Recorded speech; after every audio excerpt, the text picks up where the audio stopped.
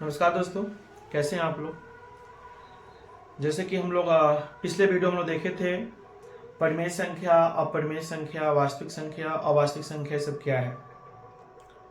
और आप उस वीडियो को नहीं देखे होंगे तो आप जरूर जाएं, उन सभी चीज़ों को आप देखें। चलिए, आज हम लोग बात करने वाले हैं एक नया टॉपिक और जो काफ़ी महत्वपूर्ण टॉपिक है, जिसका नाम है समिश्र संख्या कॉम्प्लेक्स नंबर। जिसका क्या नाम है? समिश्र संख्या कॉम्प्लेक्स नंबर क्या है। तो कॉम्प्लेक्स नंबर में आपको यहाँ पे लिखा गया है कि वह संख्या जो वास्तविक संख्या और काल्पनिक संख्या के संयोजन से बना होता है। मतलब वास्तविक संख्या और काल्पनिक संख्या, वास्तविक संख्या और काल्पनिक संख्या आपको पढ़ाया गया था, जो रूट के अंदर माइनस में होगा, जैसे minus root under minus 16, root under minus 25, root under minus 20, ये सब क्या है? काल्पनिक संख्या है। वास्तविक संख्या आपको पढ़ाया गया था, जो परिमेय संख्या और अपरिमेय संख्या का जो समित रूप है उसे हम क्या कहेंगे? वास्तविक संख्या कहेंगे। तो वास्तविक संख्या और काल्पनिक संख्या के मिलने से बनी संख्या को हम क्या कहते हैं? कॉम्प्लेक्स नंबर कहते हैं। यानी आप समझ सकते हो कि कॉम्प्लेक्स नंबर के अंदर वास्तविक संख्या भी होता है और काल्पनिक संख्या भी होता है, दोनों के मिला करके होता है, अकेले नहीं, दोनों को मिलने से बनता है कि आपको कॉम्प्लेक्स नंबर। ठीक है ना? आ समझ ना? इसे जेड द्वारा सूचित किया जाता है। आप ये ध्यान दोगे कि कॉम्प्लेक्स नंबर को हम जेड द्वारा क्या करते हैं? सूचित करते हैं। ठीक है ना? जो समिश्र संख्या जो होता है ना माय डियर, उसका जो स्टैंडर्ड फॉर्म होता है, व्यापक जो रूप होता है ना, वो क्या होता है? a प्लस क्या होता है? ib, x प्लस iy भी लिखा जाता है, या a प्लस ib होता है। ध्यान देना, यानी आप समझ सकते हो कि जो आपकी समिश्र संख्या कॉम्प्लेक्स नंबर जो जेड है, जेड बराबर क्या होगा? a plus I B.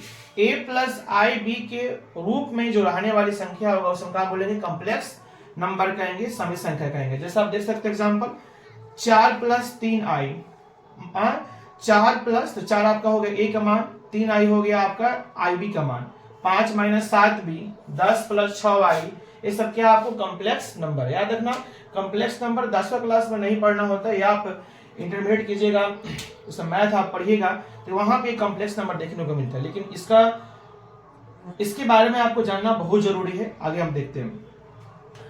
तो a प्लस आई बी, चूंकि वीडियो तो आप केवल 10वीं क्लास के लिए नहीं बन रहा है, सबके लिए बन रहा है, तो आप लोग इस टॉपिक को आप देख सकते हो। a प्लस आई बी को हम क्या बोल रहे हैं? कॉम्प्लेक्स नंबर कह रहे हैं। ठीक है ना? इसमें देखो, यहाँ पे जो a है ना, a जो है वह z का क्या है? वास्तविक भाग है। जो कॉम्प्लेक्स नंबर z है, इसका वास्तविक भाग यानी रियल पार्ट ऑफ z, इसी को हम शॉर्टकट में ऐसे लिखते हैं r इक्वल्स टू z, है ना। रियल पार्ट ऑफ z जो होता है वो क्या होता है? आपका a होता है। और z का जो काल्पनिक भाग होता है वो क्या होता है? यानी इमेजिनरी पार्ट ऑफ z, है ना, यह क्या आपको होता है? ib होता है। क्या आपको होता है? ib होता है। यह जो a है वह आपका वास्तविक भाग है और ib क्या है? यहाँ पे काल्पनिक भाग है। आप देख सकते हो, जहां a और b वास्तविक संख्या और i को हम बोलते हैं आयोटा। याद रखना, i को क्या बोलते हैं? आयोटा कहते हैं, आयोटा ना, सॉरी आयोटा, आयोटा कहते हैं इसको, ये t है ना। तो i को क्या करते हैं? आयोटा, यानी इसको हम काल्पनिक संख्या कहते हैं। यहां पर ध्यान दोगे, a जो है ना, a और b, a और क्या आपको? b, ये दोनों को दोनों क्या है आपको? a और b जो है दोनों आपको वास्तविक संख्या है, और i जो आयोटा है यह आपको क्या है? काल्पनिक संख्या है। तो i आपको काल्पनिक संख्या और b आपको वास्तविक संख्या। तो काल्पनिक संख्या और वास्तविक संख्या का जो गुणनफल होगा वो भी क्या होगा? काल्पनिक संख्या। इसलिए यहाँ पे हम ib को हम क्या कर रहे हैं? काल्पनिक संख्या कर रहे हैं। आ रहा समझ में? तो ib आपका काल्पनिक संख्या और a क्या है? आपको वास्तविक संख्या। इस फॉर्म में जो संख्या होता है इसे हम क्या कहते हैं? समिश्र संख्या या कॉम्प्लेक्स नंबर कहते हैं। ठीक है, आई होप कि आप इस चीज को समझ गए होंगे। चलिए, यहाँ पर तो अब हम लोग आगे देखते हैं, जो i है ना, आयोटा का हम लोग कैसे यूज कर सकते हैं। ठीक है ना? चलिए आगे देखते हैं। हम यहाँ पे देखते हैं आयोटा जो हम लोग पढ़ रहे थे, जो आयोटा होता है, आयोटा इसका मान होता है, आयोटा का मान होता है रूट अंडर -1। यहाँ पर ध्यान देंगे, आयोटा का मान कितना होता है? Root under -1। आपको याद होगा कि रूट के अंदर कोई संख्या अगर माइनस में हो तो क्या होता है? काल्पनिक संख्या। इसलिए हमें बोला जाएगा कि आई क्या है? आपका काल्पनिक संख्या। रूट के अंदर कोई संख्या माइनस में हो तो हमारा क्या होता है? काल्पनिक संख्या होता है, ठीक है ना। आई का मान कितना होता है, रूट अंडर माइनस 1 होता है, ठीक है ना। अब यहाँ पे हम इसका प्रयोग हम लोग करेंगे कि रूट अंडर माइनस आई का मान जो रूट माइनस 1 है ना, इसका क्या उपयोग होता है हम लोग आगे देखते हैं, ठीक है ना। जैसे सपोज दैट कि आपको मान निकालना है, रूट माइनस 16 का मान निकालना है, ठीक है ना। रूट माइनस 16 का मान क्या करना आपको यहाँ पे निकालना है, ठीक है ना। लेकिन उसके पहले तो आइए, यहाँ पे आप जानते हो, यहाँ पे आप जानते हो कि रूट 16 का मान, रूट 16 का मान, 16 के अंदर क्या आपको प्लस है, ठीक है ना। रूट 16 का मान कितना होगा, 4 होगा, ठीक है ना। हालांकि कोई भी संख्या रूट से बाहर निकलता है तो क्या होता है, वो प्लस में भी होता है और किस में होता है, आपको माइनस में भी होता है। प्लस में भी होता है और किस में होता है, माइनस में होता है। क्योंकि रूट 16 का मान +4 और -4, यानी रूट 16 का मान 4 भी हो रहा है और -4 भी हो रहा है। फिर इसके उल्टा जाएंगे ना, रूट 16 का वर्गमूल 4 और 16 का वर्गमूल -4 भी हो रहा है, और इसके उल्टा जाएंगे कि 4 का अगर स्क्वायर करेंगे, 4 का स्क्वायर करेंगे ना, 4 का स्क्वायर करेंगे या -4 का स्क्वायर करेंगे तो दोनों का मान कितना होगा, 16 होगा। 4 का भी स्क्वायर कितना होगा, 16, और -4 का स्क्वायर कितना होगा, 16। इसलिए 16 का वर्गमूल कितना हो रहा है, 4 भी हो रहा है और कितना हो रहा है, -4 हो रहा है। आ रहा समझ ना। उसी तरह से अगर देखा जाए कि रूट -16 का मान कितना होगा, है ना, तो कुछ लड़का सब बोल देगा कि रूट 16 का जो मान होगा ना, रूट -16 का जो मान होगा ना, रूट -16 का जो मान होगा ना, वो -4 होगा। भाई -4 कैसे हो जाएगा, रूट -16 का मान -4 कैसे हो जाएगा। तो फिर से उल्टा जाओ तो -4 को थोड़ा सा स्क्वायर करो, तो जब इसका मान -4 हो रहा है तो फिर इसका स्क्वायर भी कितना होना चाहिए, -16 होना चाहिए। तो -4 का स्क्वायर करो तो कितना आ जाएगा, 16 आ जाएगा। कितना आपको आ जाएगा, 4 चौका 16, और माइनस का जो स्क्वायर होगा क्या आपको हो जाएगा, प्लस हो जाएगा। आ रहा समझ ना। यानी हम कह सकते हैं कि रूट -16 का मान आपको -4 आपको कदापि नहीं हो सकता। तो फिर क्या होगा, रूट -16 का मान क्या होगा। तो थोड़ा सा हम एक नया टॉपिक देखते हैं। आपको मालूम होगा, एक थोड़ा सा टॉपिक आप समझिए कि रूट अंडर ए बी है ना, root under A B, root के अंदर दो संख्या हो और दोनों गुणा के रूप में हो तो उसको आप अलग अलग कर सकते हो, रूट ए इंटू रूट बी लिख सकते हो।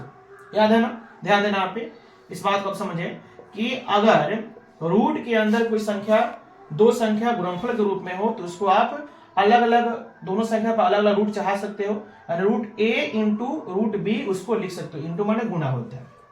और समझ ऐसा ही हम कुछ यहाँ पे कुछ काम करेंगे, ध्यान देना। रूट -16 को हम क्या लिखेंगे, जरा ध्यान देना। रूट -16 को हम लिख सकते हैं 16 गुने -1 लिख सकते हैं।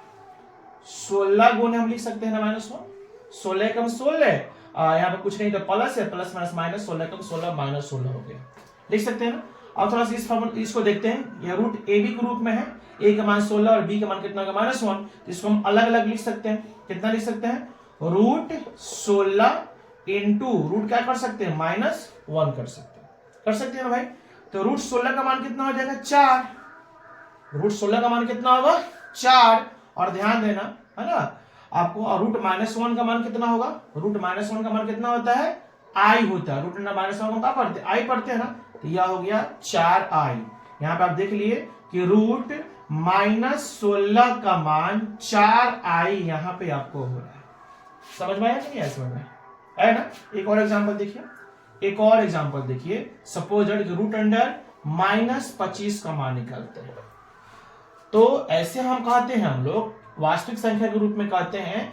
वास्तविक संख्या के रूप में बताया था आपको कि रूट के अंदर कोई संख्या अगर माइनस में है तो उसका वर्गमूल आपको नहीं निकलता है, वो काल्पनिक हो जाता है। अरे समझ ना।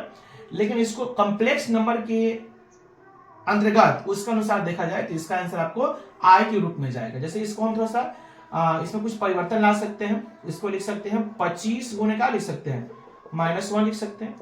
अब इसको अलग अलग इसके रूप में कर सकते हैं, रूट 25 इंटू रूट -1 कर सकते हैं, ठीक है ना। तो इसका मान हो जाएगा कितना आपको, 5। इसका मान कितना हो जाएगा, आई। रूट -25 का मान कितना हो गया, 5i। आ रहा समझ में। ये सब आपको क्या हो गया, ये सब कॉम्प्लेक्स नंबर के रूप में क्या हो गया, कन्वर्ट हो गया है ना। काल्पनिक संख्या के रूप में क्या होगा, आपको कन्वर्ट हो गया। इस तरह से आप कह सकते हो कि रूट -36 का मान कितना हो जाएगा, बोलो कितना हो जाएगा, 6y। रूट -49 का मान कह सकते हो कितना होगा, बताओ कितना हो सकता है, 7i हो सकता है। रूट माइनस 64 का मान कितना कर सकते हो, 8i कर सकते हो। रूट माइनस कितना 81 का मान कितना कर सकते हो, 9i कर सकते हो। रूट माइनस 100 का मान कितना कर सकते हो, 10i कर सकते हो। ठीक है, ये आपको समझ में आ गया ना। चलिए तो आइए इतना ही रखते हैं और आशा करते हैं कि आपको सब चीजें समझ में आ गया होगा। ठीक है, तब तक के लिए आप लोग का बहुत बहुत धन्यवाद। अपने ख्याल रखिएगा। मिलते हैं हम लोग नेक्स्ट टॉपिक पे। इसके बाद हम लोग पढ़ेंगे विभाजता का नियम।